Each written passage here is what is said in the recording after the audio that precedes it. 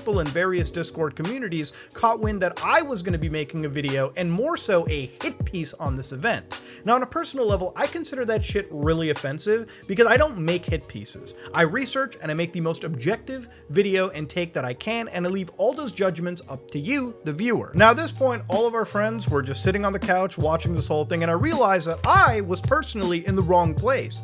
I should have dragged my engineer ass all the way to Austin, Texas to attend the meeting of the minds. This is a fucking tragedy. We have the Beatle futures made out of virtual insanity now always seem to be governed by this law we have for useless.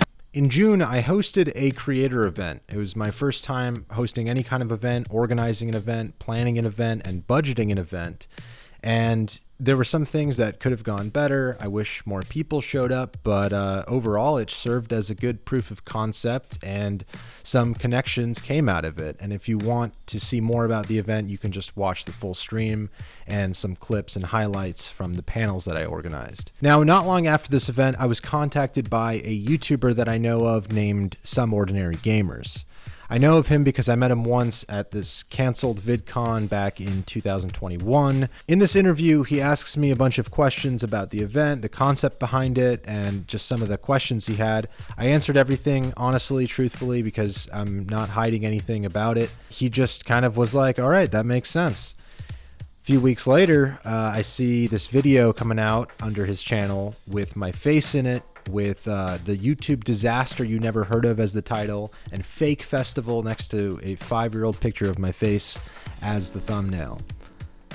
So with a title thumbnail like that, the video better deliver, right? There better be just a lot of details of scamming, of fraud, of something that would denote being a disaster and being a fake festival.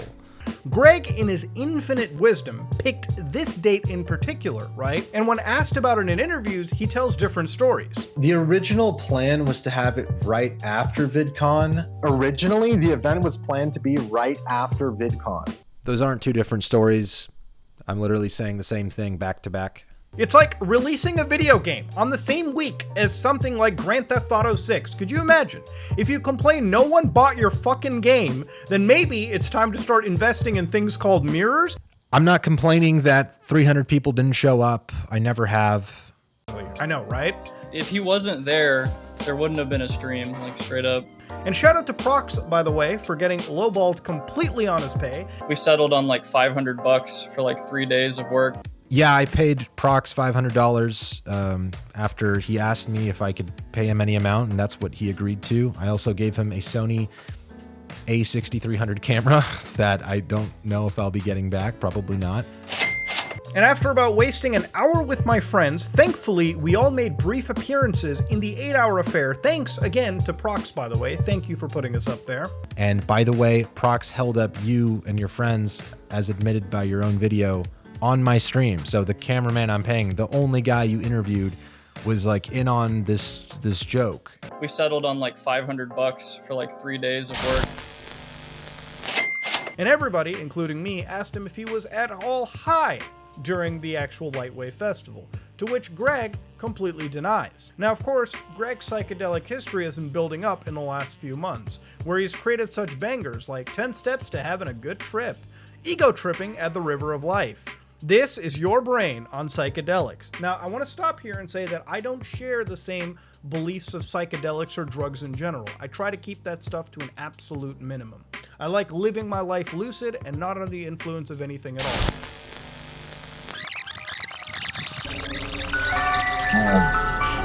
And I was attending VidCon. Now, I say attending because, to be real with you, the entire weekend I was incredibly sloshed to remember the entire thing. And as far as the convention went, I think I showed up for like 20 minutes because they had this Fall Guys stand and I absolutely had to be there right present to take a photo with it. But like most conventions, I tend not to care too much and use it as an excuse to just hang out with some friends and the community. I like living my life lucid and not under the influence of anything at all. But no judgments, all right? It really isn't that deep. But to me, on a personal level, after talking with Greg, I don't believe he was high. So you go to VidCon to get sloshed, to get hammered, and I guess I'm the drug abuser here. And you go there for 20 minutes to show up and just meet your boys there in Anaheim in LA, which kind of sucks, by the way. I know you're Canadian or whatever, so you probably think like, oh, LA is so cool. It's not. I mean, I like parts of LA, but like the city itself is just a cesspit. I wasn't competing with VidCon. I don't really care that much about VidCon. I think it's pretty lame, and it sounds like you think it's lame too.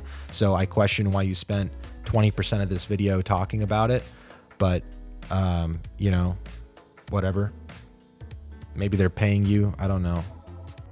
Now, to the best of my abilities, I've shown you what is Lightwave, what happened on the day of, but obviously, you know, and I know, the story doesn't even come close to ending there. Because now it's time to twist the knife in and see what Lightwave actually was about. But it was actually going to turn out to be what it actually was, Lightwave Festival. Those that showed up mostly to get paid, like Louis Rossmann, who again got $1 million for his nonprofit.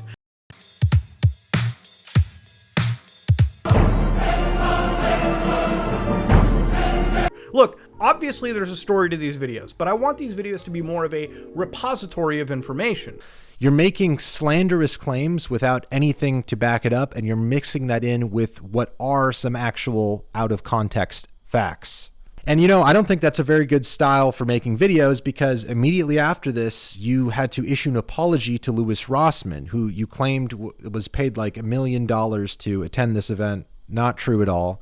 And when you faced backlash in the comments section, you issued an apology and, of course, donated $10,000 to his nonprofit. But of course, I decided to put $10,000 of my own money down into this because I believe in causes like this.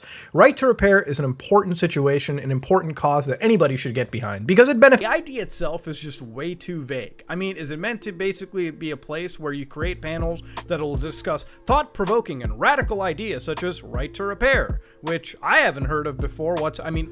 Listen, let's cut the sarcasm. Right to Repair is not some new thought-provoking radical idea. It's literally anti-consumerism, okay? Now, of course, sometimes these service costs can be astronomically higher. But as an engineer, I know that the cost is sometimes very minimal. You can buy these things off of third-party supply chains and usually be able to fix things like busted batteries, busted screens. You get the idea. But of course, there are companies that are designing products that are basically, I would say in a sense, designed to be planned obsolescence. You know what I mean? Like they're designed. This to me is a political move. This is not a journalistic video. This is not even a video of someone just genuinely asking questions. You establish a narrative with the title and thumbnail that makes me look bad, someone that doesn't have clout, doesn't really have a big fan base, doesn't have a big community like someone like Rossmann does. And when you overstep the boundaries with someone like Rossmann, you immediately issue an apology, a retraction. I'm not asking for an apology. I'm not asking for a retraction. I just want to point out the politics that are being played here. Before this event even happened, you had it made up in your mind that it was going to be some sort of disaster that you wanted to make a video on. And this video ended up being more of a disaster than the event itself, because after 40 minutes, you haven't made a single salient point based in truth. You've just made a bunch of faulty accusations, some of which you had to walk back immediately and pay to cover for your own ass, basically. And, you know, I don't even see a need to go point by point with every little thing and waste my time or the viewer's time. I don't think anybody actually cares that much. I can just say almost everything there was out of context and false. I mean, just straight up not true conclusions that you come to. I mean, I think this is just background noise. Like, I don't think people really watch these kinds of videos and think, I'm gonna, learn something or challenge some idea of mine, or, think of something new with this. It's just like background noise, and it looks salacious enough with the title and thumbnail that you get people to click on it. 550,000 of them, in fact. And, yeah, you can issue an apology video and donate $10,000 to a nonprofit if you get a bunch of the facts wrong, because you probably made $20,000, $30,000 off of this bloated 40-minute video filled with ads and a Chinese shoe company sponsor. I'm trying to make something new, to take my content to the next level, to change the platforms that we're on, to make connections with people that are creating cool things and hear different perspectives than the same drivel that you see on YouTube's recommended, with all these gamer bro types who are just playing a game of politics, who sit at their computers with their stacks of G Fuel and go off about things. They have actually no clue what they're talking about, but just saying a bunch of meme words like, ladies and gentlemen, Fortnite, Minecraft, it's a bunch of nonsense. And I'm not interested in that. I'm not even interested in really getting into an argument or like spat about it. I don't care that much. I've already talked with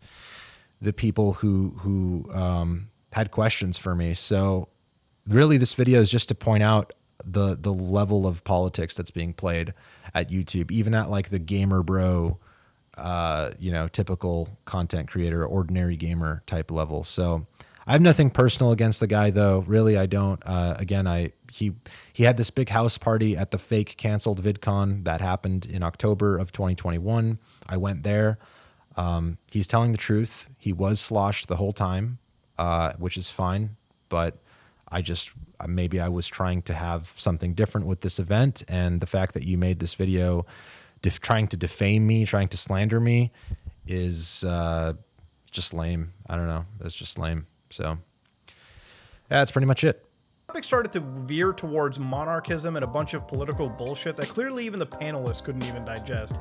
And by this point in the night, I was doing shots with the boys, and I was plastered so hard off my ass. So honestly, I couldn't even begin to tell you anything past that. You gotta ask Prox or somebody who actually was at the convention. Look, it's a long stream. I'm not gonna be there for the whole few hours, okay? I had shit to do that day. In between all these panels, there were various intermissions, numerous performances filmed at completely brain-dead angles, and many, and I mean many, shots of empty chairs. This is a fucking tragedy.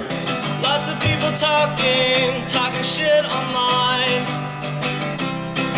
but I let them talk all they want, cause I got them in my sights. I'm a loser, abuser, retard on computer. I'm a hater, waster, rule violator, troublemaker, faker, gentle instigator. I'm a loser and a stupor. I'm a first-person shooter.